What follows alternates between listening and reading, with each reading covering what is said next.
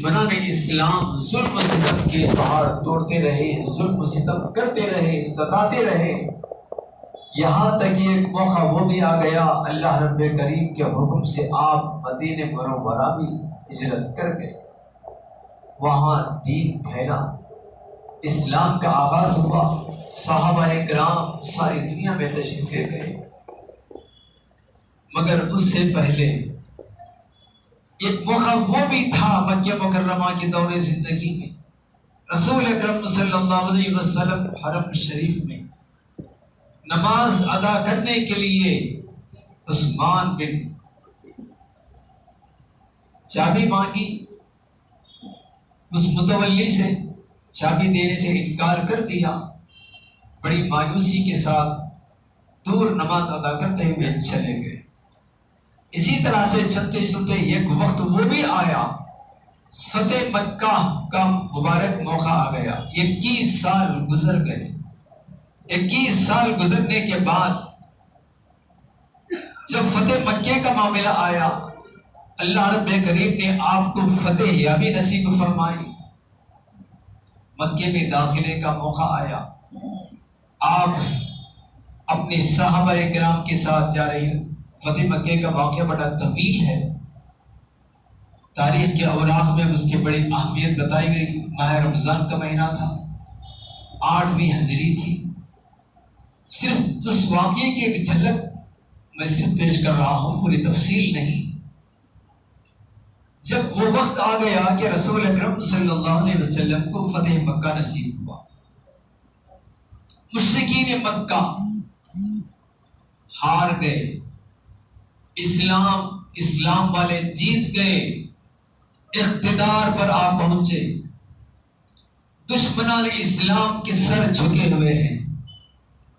اللہ اللہ، تاریخ کا کیا عجیب و غریب سما تھا۔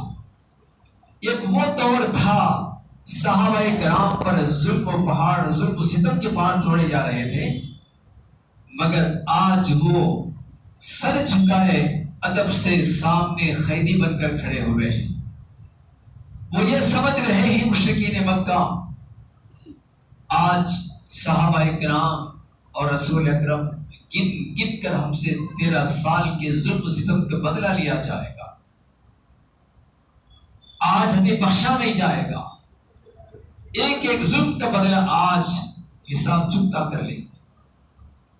صحابہ کرام کی تلواریں بے قرار ہیں کہ رسول اکرم محمد عربی صلی اللہ علیہ وسلم کا حکم ہو جائے، ان سے بدلہ 13 سال جو ظلم و ستم مکے میں رہے سہے تھے، آج بدلہ لینے کا وقت آ چکا ہے۔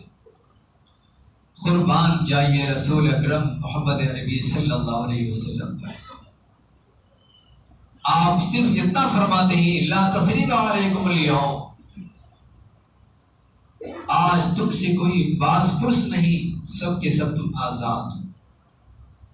یہاں تک کہ صحابہ کرام بے قرار ہیں کہ حکم سرکار کا ہو جائے تو جو سزا ان کے لیے تجویز کی جا سکتی ہے وہ دی جائے۔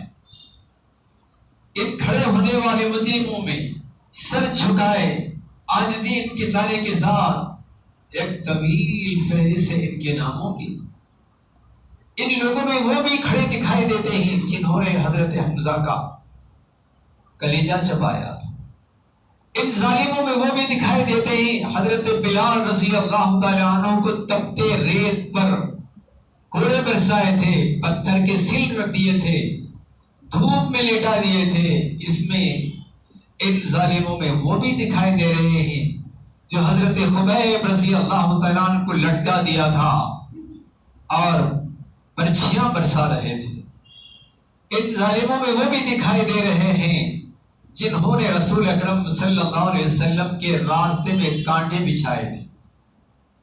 ان میں وہ بھی دکھائی دے رہے ہیں جنہوں نے صحابہ کرام کے کان، ناک، آنکھ کاٹے تھے۔ ان میں وہ بھی دکھائی دے رہے ہیں کہ رسول اکرم صلی اللہ علیہ وسلم جب خانہ کعبہ میں نماز پڑھتے تھے، سجدے میں تھے، اونٹ کی اوجھڑی آپ کے گردن پر ڈال دی گئی تھی، آپ اس بوجھ کو اٹھا نہ سکے، سجدے سے سر اٹھا نہ سکے۔ ایسے میں حضرت بی بی فاطمہ رضی اللہ تعالیٰ عنہ موجود تھی، اپنے باپ کے گردن پر اتنی بڑی اونٹ کی ہوزری ڈال دی گئی تھی، اٹھ نہیں سکتے تھے، اپنے معصوم چھوٹے چھوٹے ہاتھوں سے بڑی مشکل کے ساتھ اس کو اٹھائی تھی۔ 13 سالہ ظلم کا وہ تمام دور یاد آ رہا ہے صحابہ کرام کی آنکھوں کے سامنے، مگر قربان جائیے رسول اکرم صلی اللہ علیہ وسلم کا اعلان ہوتا ہے آج تم سے کوئی جو ہے باز پرس نہیں ہوگی، ساری خطائیں تمہاری معاف ہو گئی، میں نے معاف کر دیا۔ تو آپ کے اس رحم دلی پر، آپ کے اس مہربانی پر سارے مشرکین، سارے کفر والے عاجز آ گئے، اور سب کے سب آپ کے دست مبارک پر حلقہ بگوش اسلام ہو گئے۔ ساری کائنات کا ذرہ ذرہ پکار اٹھا، وما ارسلناک الا رحمۃ للعالمین۔